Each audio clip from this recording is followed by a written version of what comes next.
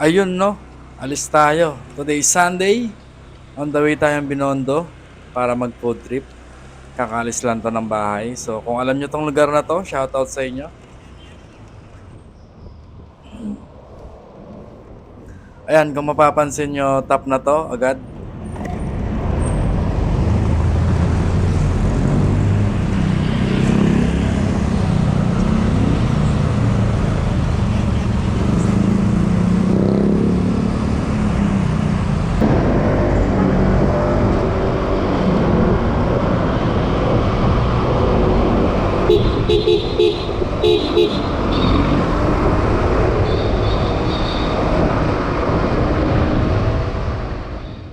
Approaching Libertad Station. Libertad Station.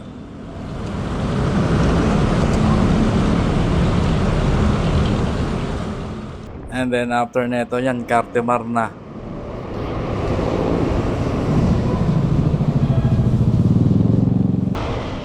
Then after Cartimar, Buendia Station na. So guys, dire-diretsuhin nyo lang. Uy, may peace sign pa. Dire-diretsuhin nyo lang tong LRT kung wala kayong Waze. And then this one is Vito Cruz Stop, Lasal.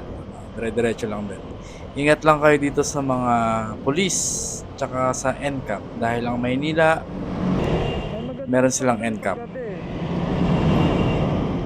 Then Osmeña Station.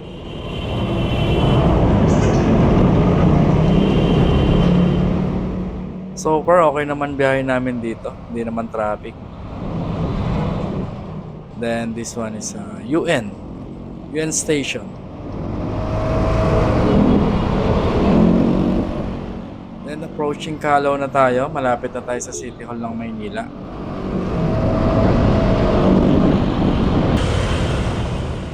So yan no, nasa City Hall na tayo ng Maynila sa right side ko. And then kung mapapansin nyo, nasa most left lane ako. Okay, huwag kayo malilito dito guys no.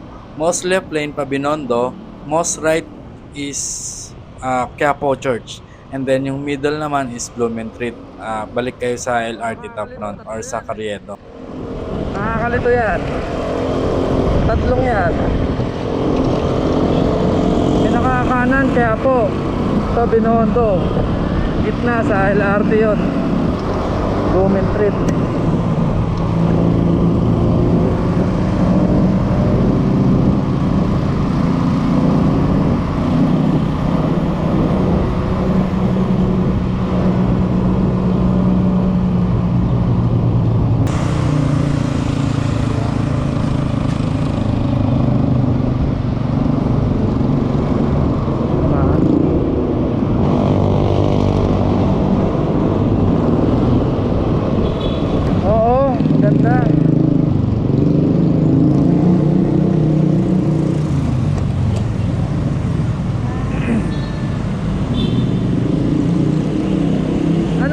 Binondo Church?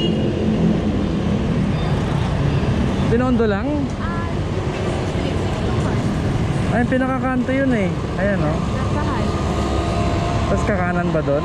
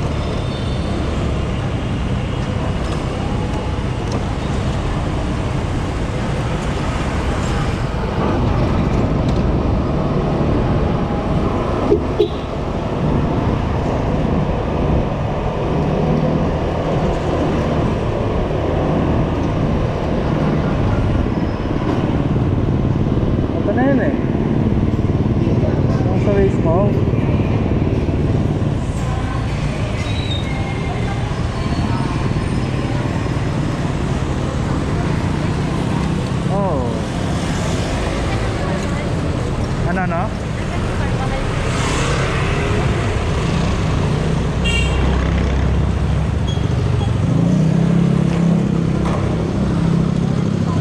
Baka yan yun. Oh, pay parking tayo.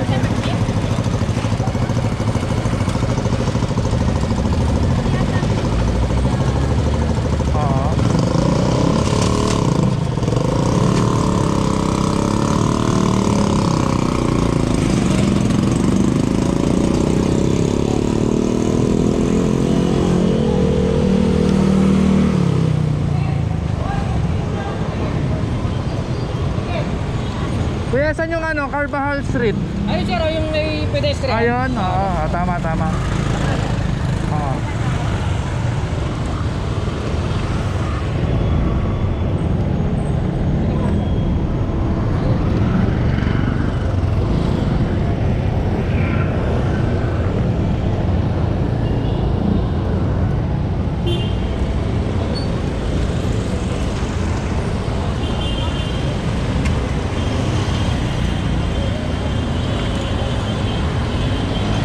Doon yung ano, di ba? Bilihan, ano yun? Ano shop yun?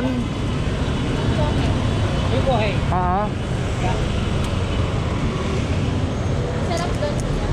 Lagi maraming tao ron. Doon. Magkano ano? 50 sir. Parking? 50 po. 50. Ah.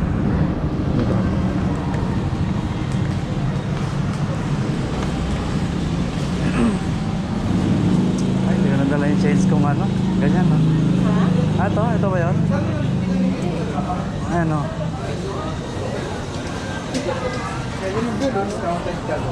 Discounted lang, pero yung po.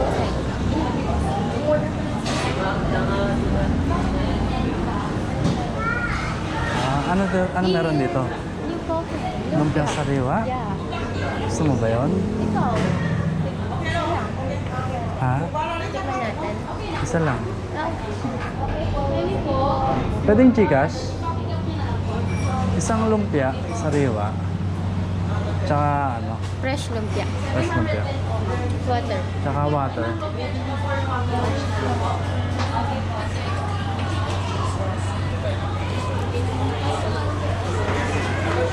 Isa lang po. Ah, isa lang. Tapos Gcash, dine-in. 110. Pati tubig. Anong size?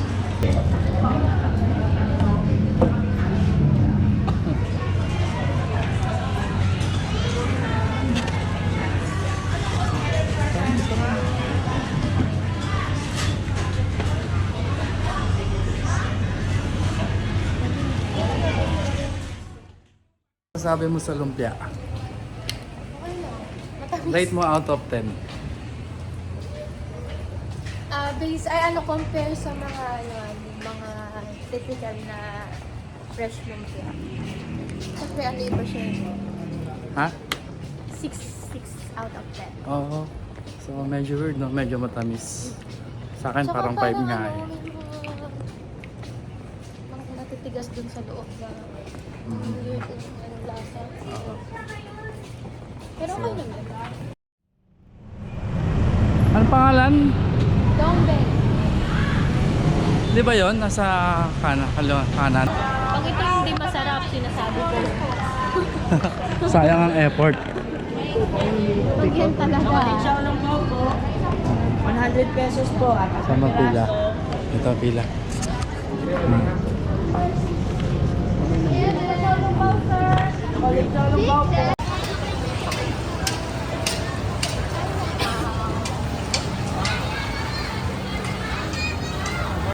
Ganito kahaba ang pila.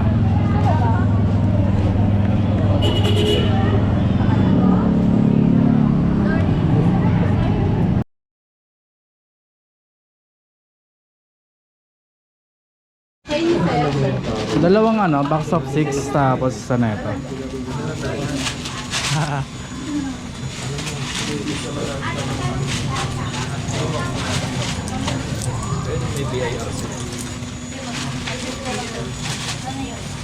Magkano? Dalawang 6. Tatlong 12. 1,000 po. Ha? 1,040. 140. 3,030. 3,000. Okay. La Maria.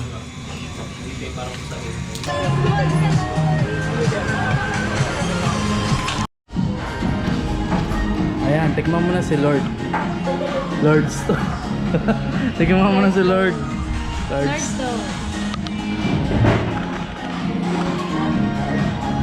Open sesame. Wow. Oh. Sarap yan. Yun nga. Testing. Pangit mo naman kumuha. Dahil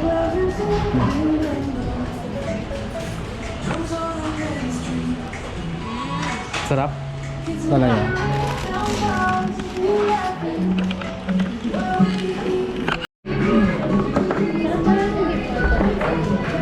Punta kayong Hong Pin Food Trip, bili kayo na ito. Ano to? Sugar, ano? Sugar cane. Sugar cane. Sarap. Sugar cane 100%. Walang sugar to, no? Tapos, ito kay Lords 2.